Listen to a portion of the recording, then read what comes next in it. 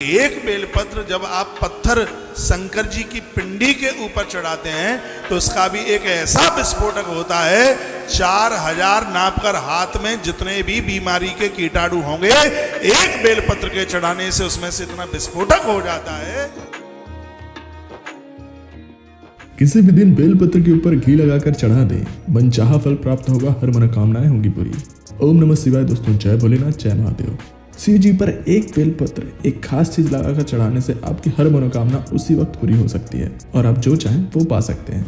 तो अगर आप भी गरीबी से परेशान हैं या फिर आपका कर्जा नहीं चुक पा रहा है और बार बार कोशिशों के बाद भी आपका व्यापार ठीक से नहीं चल रहा, आपको धन लाभ नहीं हो रहा, फिर संतान पक्ष की तरफ से कोई परेशानी है, उनका विवाह नहीं हो पा रहा है, परीक्षा में सफलता नहीं मिल पा रही है, तो इसके लिए आचार्य कौशिक जी महाराज ने बेलपत्र पर घी लगाकर चढ़ाने का एक अचूक उपाय अपने भक्तों को बताया है, जिसे करने के बाद वह अपनी जिंदगी में वह सब कुछ पा सकते हैं जो वो पाना चाहते हैं। तो अगर आप भी जानना चाहते हैं आचार्य कौशिक जी महाराज का ये अचूक उपाय, तो उस वीडियो को अंत तक जरूर देखिएगा और उससे पहले हमारे चैनल को सब्सक्राइब जरूर कर लीजिएगा।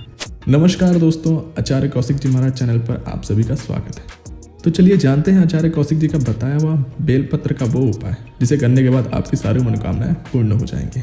दोस्तों, कई बार ऐसा होता है कि हमारे लाख कोशिशों के बाद भी हमारे अटके हुए काम पूरे नहीं हो पाते हैं, हमें नौकरी में तरक्की नहीं मिल पाती है, या फिर हमारा व्यापार में पैसा लगाने के बाद भी वो बार बार डूब जाता है। कर्ज का बोझ हमारे ऊपर बढ़ता चला जा रहा है और जिन लोगों को हमने पैसे उधार दिए हुए हैं वो बार बार मांगने के बाद भी हमारा पैसा वापस नहीं कर रहे हैं और सफलता के सारे दरवाजे हमारे लिए बंद हो चुके हैं। तो ऐसे में महादेव की शरण ले लेनी चाहिए।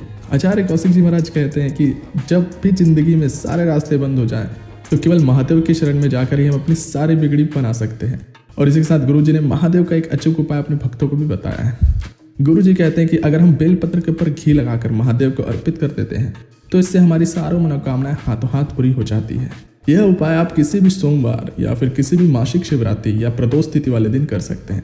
इस उपाय के लिए आपको एक 3 मुखी वाले बेलपत्र, लाल चंदन, गाय का शुद्ध घी, इन तीनों चीजों को लेकर आपको महादेव के मंदिर में चले जाना है और महादेव के मंदिर में जाकर शिवलिंग के सामने बैठ जाना है और जो 3 मुखी वाला बेलपत्र है उसके दाएं और बाएं वाली पत्ती पर लाल चंदन का लेप लगाना है।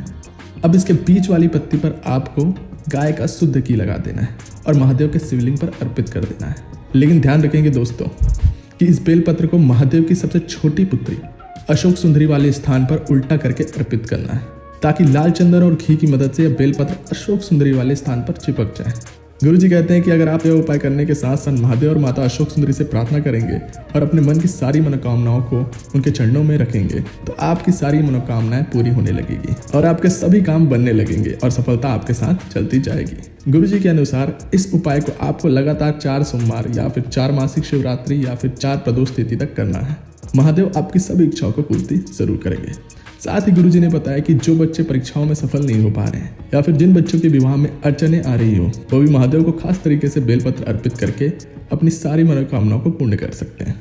तो अगर आपके घर में भी कोई ऐसा बच्चा है जिसका विवाह नहीं हो पा रहा है तो आप एकादशी वाले दिन एक 3 मुखी बेलपत्र पर पीला चंदन या हल्दी और लाल चंदन लेकर महादेव के मंदिर में चले जाएं। अब इस बेलपत्र के दाएं और बाएं वाली पत्ती पर आपको लाल चंदन का लेप लगाना है और बीच वाली पत्ती पर आपको पीला चंदन का लेप लगाना है और जिस बच्चे का विवाह आप कराना चाहते हैं उस बच्चे के हाथ से उस पत्ती पर पीले चंदन का लेप लगाना है और उन पत्ती को महादेव का जाप करते हुए लाल चंदन से 8 बिंदी लगाकर महादेव पर अर्पित कर देना है।